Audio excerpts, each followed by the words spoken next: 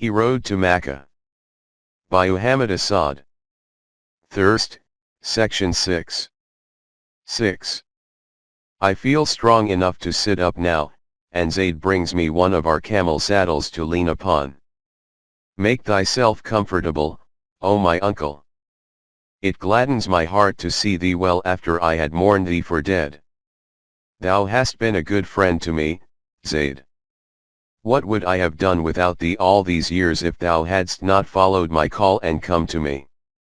I have never regretted these years with thee, O my uncle.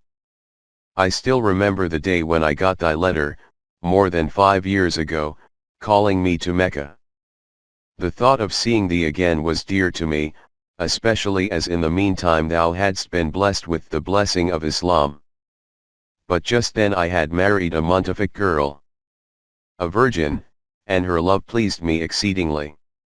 Those Iraqi girls, they have narrow waists and hard breasts, like this, and, smiling with remembrance, he presses his forefinger against the hard pommel of the saddle on which I am leaning, and it is difficult to let their embraces go. So I told myself, I will go. But not just now. Let me wait for a few weeks. But the weeks passed. And the months. And although I soon divorced that woman, the daughter of a dog, she had been making eyes at her cousin, I could not make up my mind to forsake my job with the Iraqi eagle, and my friends, and the joys of Baghdad and Basra, and always told myself, not just now, after a little while. But one day I was riding away from our camp, where I had collected my monthly pay, and was thinking of spending the night in a friend's quarters, when suddenly thou comest to my mind, and I remembered what thou hadst told me in thy letter of thy dear Rafika's death, may God have mercy on her, and I thought of how lonely thou must be without her, and all at once I knew I had to go to thee. And there and then I pulled off the Iraqi star from my eagle and threw it away. Then, without even going to my house to collect my clothes, I turned my dromedary's head toward the Nafud, toward Najd, and started out, stopping only at the next village to buy a waterskin and some provisions, and rode on and on until I met thee at Mecca, 4 weeks later. And dost thou remember, Zaid, our first journey together into the interior of Arabia, southward to the palm orchards and wheat fields of Wadi Bisha, and thence into the sands of Rania which had never before been trodden by a non-Arab? And how well I remember it, O my uncle. Thou wert so keen on seeing the empty quarter, where the jinns make the sands sing under the sun. And what about those Badu living on its rim, who had never yet seen glass in their lives and thought that thy eyeglasses were made of frozen water? They were like jinns themselves, reading tracks in the sand as other people read a book, and reading from the skies and from the air the coming of a sandstorm hours before it came. And dost thou recall, O my uncle, that guide we hired at Rania, that devil of a Badawi whom thou wantedst to shoot down when he was about to abandon us in the midst of the desert? How furious he was about the machine with which thou makest pictures. We both laugh at that adventure which lies so far behind us. But at the time we did not feel at all like laughing. We were about 6 or 7 days' journey south of Riyadh when that guide, a fanatical Bedouin from the Eichelman settlement of Ar Rain, fell into a paroxysm of rage when I explained to him what my camera was for. He wanted to leave us there and then because such heathenish picture-making endangered his soul. I would not have minded getting rid of him had it not been that we were just then in a region with which neither Zaid nor I was familiar and where, left to ourselves, we would certainly have lost our way. At first I tried to reason with our devil of a Bedouin, but to no avail. He remained adamant and turned back his camel toward Rania. I made it clear to him that it would cost him his life to leave us to almost certain death from thirst. When in spite of this warning he set his dromedary in motion, I aimed my rifle at him and threatened to fire with every intention of doing so, and this, at last, seemed to outweigh our friend's concern about about his soul. After some grumbling, he agreed to lead us to the next large settlement, about 3 days ahead, where we could place our dispute before the Qadi for decision. Zayd and I disarmed him and took turns standing guard during the night to prevent him from slipping away. The Qadi at Kiwaiya, to whom we appealed a few days later, at first gave judgment in favor of our guide.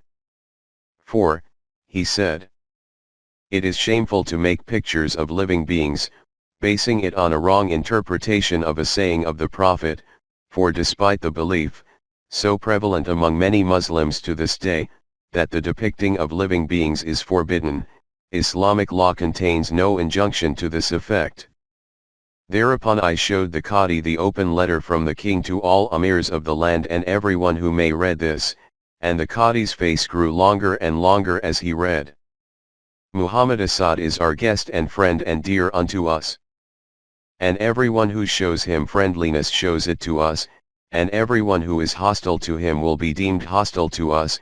Ibn Saud's words and seal had a magic effect on the severe Qadi, and he ultimately decided that under certain circumstances it might be permissible to make pictures. Nevertheless, we let our guide go and hired another to lead us to Riyadh. And dost thou remember those days in Riyadh, O my uncle, when we were guests of the king and thou wert so unhappy to see the old stables of the palace filled with shiny new motor cars? And the king's graciousness toward thee? And dost thou remember, Zayd, how he sent us out to explore the secrets behind the Bedouin rebellion, and how we journeyed through many nights, and stole into Kuwait, and at last found out the truth about the cases of glittering new reals and rifles that were coming to the rebels from across the sea? And that other mission, O my uncle, when Sayyid Ahmed, may God lengthen his life, sent thee to Cyrenaica, and how we secretly crossed the sea to Egypt in a dhow, and how we made our way into the Jabal Akhdar, eluding the vigilance of those Italians, may God's curse be upon them, and join the Mujahideen under Umar al-Mukhtar. Those were exciting days. And so we continue to remind each other of the many days, the innumerable days we have been together, and our dost thou remember? Dost thou remember? Carries us far into the night, until the campfire flickers lower and lower, and only a few pieces of wood remain glowing, and Zayd's face gradually recedes into the shadows and itself becomes like a memory to my heavy eyes. In the starlit silence of the desert, with the tender, lukewarm wind rippling the sands, the images of past and present intertwine, separate again and call to one another with wondrous sounds of evocation. Backward through the years. Back to the beginning of my Arabian years. To my first pilgrimage to Mecca and the darkness that overshadowed those early days. To the death of the woman whom I loved as I have loved no woman since and who now lies buried under the soil of Mecca. Under a simple stone without inscription that marks the end of her road and the beginning of a new one for me, an end and a beginning, a call and an echo, strangely intertwined in the rocky valley of Mecca. Zayd, is there some coffee left? At thy command, O my uncle, answers Zayd. He rises without haste, the tall, narrow brass coffee pot in his left hand and 2-minute, handleless cups clinking in his right, one for me, and one for himself, pours a little coffee into the first cup and hands it to me. From under the shadow of the red and white checked kufiya his eyes regard me with solemn intentness. As if this were a much more serious matter than a mere cup of coffee. These eyes, deep-set, and long-lashed. Austere and sad in repose but ever ready to flash in sudden gaiety speak of 100 generations of life in steppes and freedom, the eyes of a man whose ancestors have never been exploited and have never exploited others. But the most beautiful in him are his movements, serene, aware of their own rhythm, never hurried and never hesitant, a precision and economy that reminds you of the interplay of instruments in a well-ordered symphony orchestra. You see such movements often among Bedouins, the sparseness of the desert is reflected in them. 4.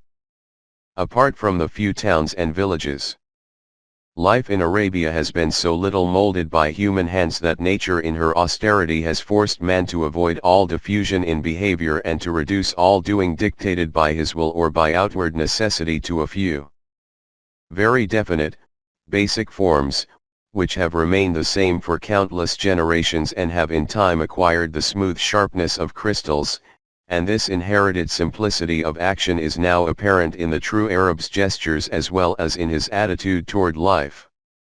Tell me, Zaid, where are we going tomorrow? Zaid looks at me with a smile. Why, oh my uncle, toward Tama, of course.